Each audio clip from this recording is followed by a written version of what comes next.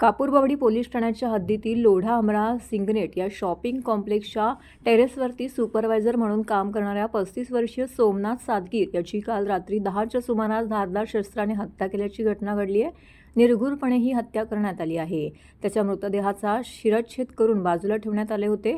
उपस्थित रहिवाशांच्या वतीने असं यावेळी सांगण्यात आलं की रात्री 10च्या सुमारास सुपरवायझर सोमनाथ सातगीर व सिक्युरिटी गार्ड प्रसाद कदम हे दोघेजण लोढा अमरा सिंगनेट या शॉपिंग कॉम्प्लेक्सच्या टेरेसवरती रात्री 10 वाजता जेवणासाठी सोबत गेले होते। जेवणही केलं। त्यानंतर दोघांमध्ये काही कारणावरून वाद झाला। त्यानंतर त्यांच्यामध्ये आपापसात वाद झाला आणि त्यानंतर धारदार शस्त्राने वार केल्याची घटना घडली। सकाळी शेजारील इमारतीत राहणाऱ्या एका रहिवाशाला सदर घटना नजरेस पडली असता त्यांनी त्वरितच पोलिसांना माहिती दिली।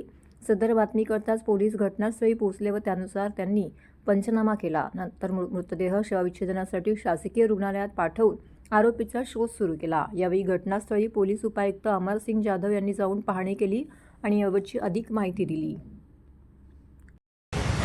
पोलीस स्टेशन कापूरबावडीच्या हद्दीमध्ये लोढा अमरा बिल्डिंगच्या टेरेसवर सोमनाथ सातगीर अंदाजे वय 35 वर्ष याचा मृतदेह मिळून आला।